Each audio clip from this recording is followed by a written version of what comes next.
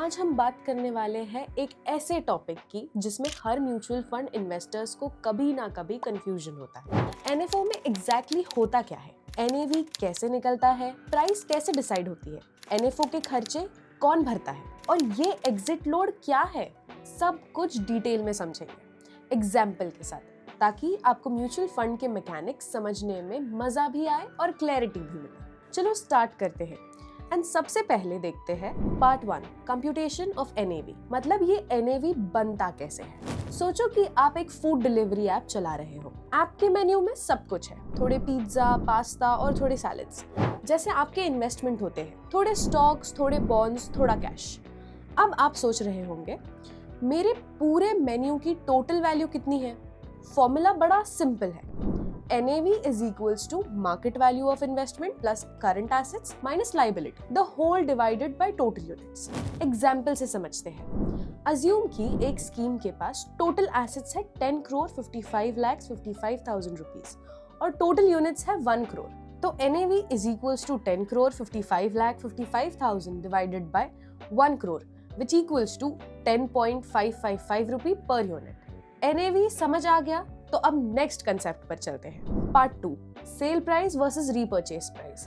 खरीदोगे तो कितना देना पड़ेगा, बेचोगे तो क्या मिलेगा। अब देखो, जब आप किसी ओपन एंडेड म्यूचुअल फंड में इन्वेस्ट करते हो तो आपको जो प्राइस लगता है उसको कहते हैं सेल प्राइस या सब्सक्रिप्शन प्राइस, और जब आप अपने यूनिट सेल करके पैसा निकालते हो उसको कहते हैं रीपर्चेज प्राइस या रिडेम्पशन प्राइस। लेकिन जब आप रिडीम करते हो तब एक छोटा सा ट्विस्ट आता है, एग्जिट लोड। ये बेसिकली फाइन होता है।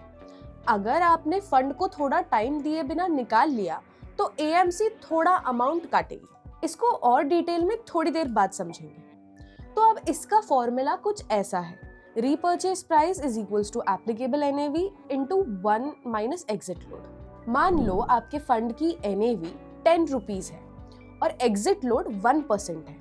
अगर एक साल के अंदर आप एग्जिट करते हो तो अगर आपने 6 महीने में निकाल लिया तो repurchase price is equals to 10 into 1 minus 0.01 is equals to 9.90 rupees.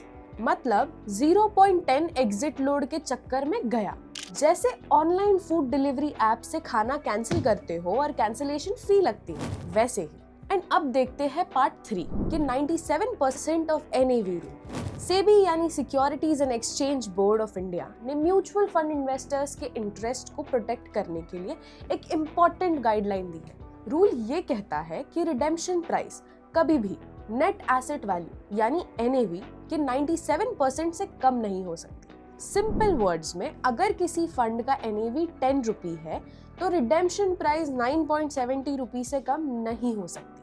अब एनएफओ के एक्सपेंसेस पर आते हैं। Part 4, NFO expenses. अब जब एक फंड हाउस नया स्कीम लॉन्च करता है उसमें मार्केटिंग, एडवर्टाइजिंग, प्रिंटिंग, रजिस्ट्रार सबका खर्चा होता है। ये सब मिलके बनते हैं एनएफओ एक्सपेंसेस। लेकिन यहाँ एक इम्पोर्टेंट रूल है। सेबी ने क्लियर रूल बनाया है कि एनएफओ के सारे एक्सपेंसेस एएमसी यानी फंड कंपनी ही देगी, इन्वेस्टर्स नहीं। मतलब आपके फंड के पैसों में से 1 रुपए भी एनएफओ के एड में नहीं जाएगा। पूरे खर्चे एएमसी अपने खुद उठाएगी, यानी इन्वेस्टर्स का पैसा सिर्फ फंड की ओर जा रहा है। ये फंड हाउस की रिस्पॉन्सिबिलिटी है। एंड लास्ट में देखते हैं part 5, load structure. Exit load क्या होता है और कब लगता है। अब बात करते हैं एग्जिट लोड की। ये बेसिकली फंड को बहुत ज्यादा जल्दी निकालने की फी है। एएमसी चाहती है कि हर इन्वेस्टर थोड़ा लंबा स्टे करे और होपफुली लॉन्ग टर्म इन्वेस्टमेंट के बेनिफिट्स खुद देख पाए। तो अगर आप जल्दी निकल जाओगे तो वो थोड़ा फाइन लगाएंगे। एग्जाम्पल से समझते हैं। सपोज आप एनएफओ के 3 मंथ्स के अंदर अपने यूनिट्स बेच देते हो तो 1% एग्जिट लोड लगेगा। लेकिन अगर 3 मंथ्स के बाद बेचोगे तो कोई एग्जिट लोड नहीं लगेगा। तो इस केस में अगर एनएवी 20 रुपी है और आपने 2 मंथ्स में बेच दिया तो purchase price equals to 20 into 1 minus 0.01 is equals to 19.80 rupees. मतलब थोड़ा सा एग्जिट लोड का लॉस। और हाँ, सेबी ने तो ये भी कहा है कि अगर एएमसी अपना पोर्टफोलियो टाइम पे रीबैलेंस नहीं करती है तो इन्वेस्टर्स पे कोई एग्जिट लोड नहीं लगेगा। ये सिस्टम इसीलिए बनाया गया है ताकि लोग म्यूचुअल फंड्स में शॉर्ट टर्म ट्रेडिंग ना करें, क्योंकि म्यूचुअल फंड्स लॉन्ग टर्म के लिए ज्यादा सूटेबल इन्वेस्टमेंट ऑप्शन हो सकती है। तो अब जब भी कोई बोले कि एनएफओ लॉन्च हुआ है, तब आपको अंदर के पूरे मैकेनिक्स पता होंगे। एनएवी कैसे बनता है, प्राइस कैसे डिसाइड होती है, लोड कब लगता है और एनएफओ के खर्चे कौन उठाता है, और इन सब बातों को अच्छी तरह समझ के आप डिसाइड कर सकते हो कि आपको पार्टिसिपेट करना है या नहीं। म्यूचुअल फंड में पैसे लगाना इजी है,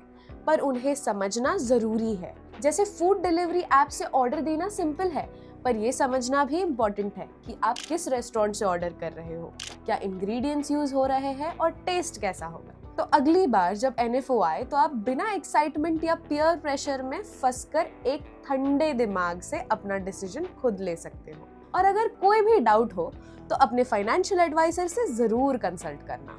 म्यूचुअल फंड निवेश बाजार के जोखिमों के अधीन है। योजना से जुड़े सभी दस्तावेजों को ध्यान से पढ़ें।